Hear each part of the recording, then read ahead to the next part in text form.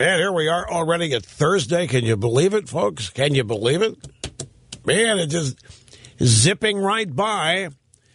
How are you, my good friends? Great to have you here. It's Rush Limbaugh. It is the Excellence in Broadcasting Network. It is the most listened to radio talk show in the country and continues to be the most talked about radio talk show in the country. It's a delight to have you here. The telephone number, if you want to be on the program, is 800-282-2882, and the email address, rushbo@eibnet.com. Did you know, folks, that if you work hard, you can get ahead? Did you know that?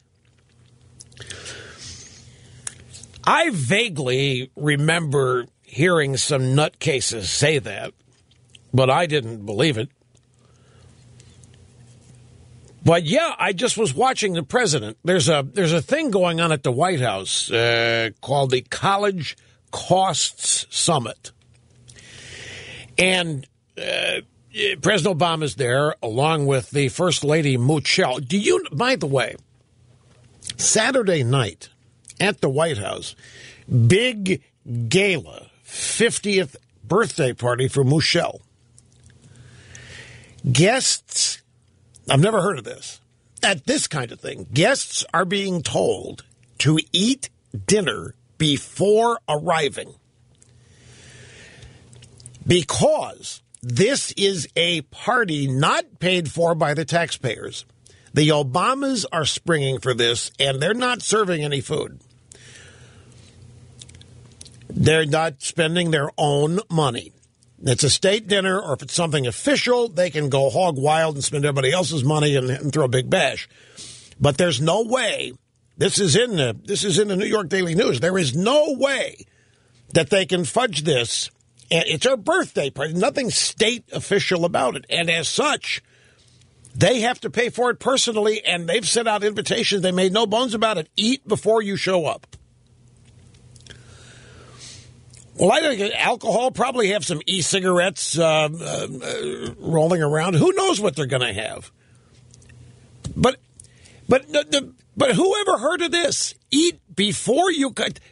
50th birthday party. First Lady. Don't expect any food when you show up here because we're tightwads.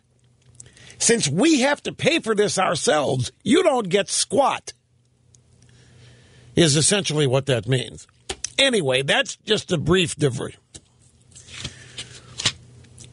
Well, I'm not going to comment on...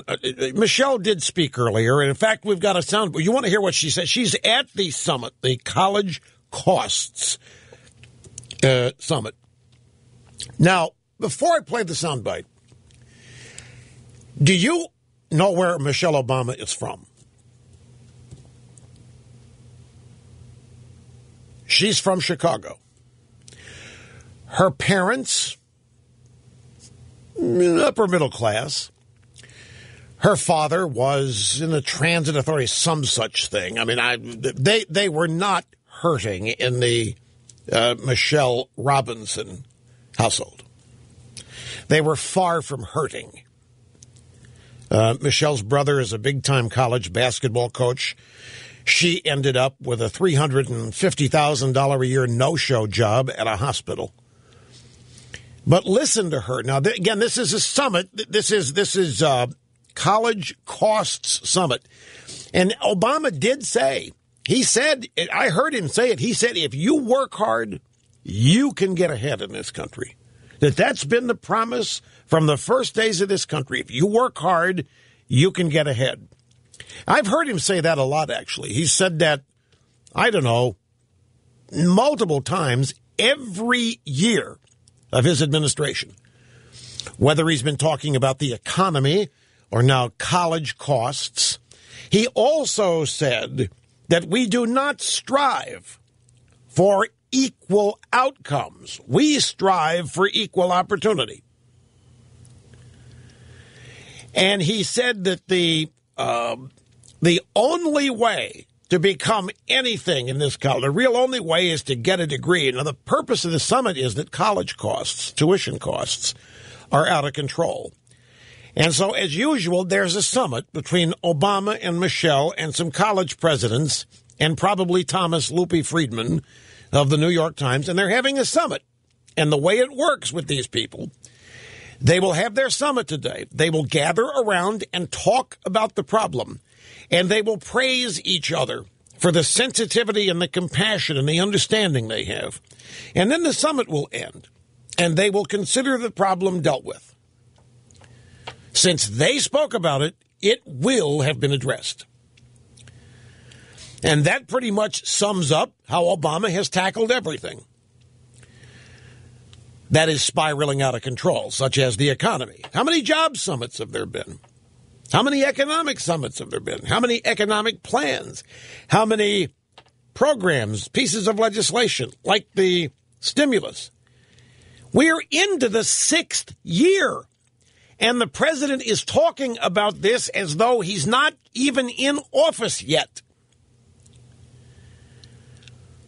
We have an economy spiraling downward into near invisibility. And the president is telling people that if you work hard, you can get ahead. That is his. And the fact is, that's not the case as much as it used to be. That's one of the reasons why 92 million Americans are not working. They haven't found work, and B, the work they have found has not been a route to anything, because the quality of work is declining, because the economy is in the tank. And because of Obamacare, hours are being reduced so that new jobs, the vast majority, are part-time, which is not how you build a career, which is not how you get ahead. If you're only going to be paid to work 29 hours a week, where is the working hard in that? But here's what Michelle said. She's from Chicago. She has come from an affluent. Her father worked for the Chicago Water Department. Her father had a patronage job for Mayor Daley. Her father was a precinct captain for Mayor Daley. They were not hurting. There was no economic strife in the Michelle Robinson house. And here she is talking about how out of place that she felt. She was talking about the struggle and the frustration of being a minority. A first-generation college student, she talked about herself. What is that? What is a first generation? Is that just a... Okay, that's what that is. You're the first kid in your family to go to college. That's what first generation.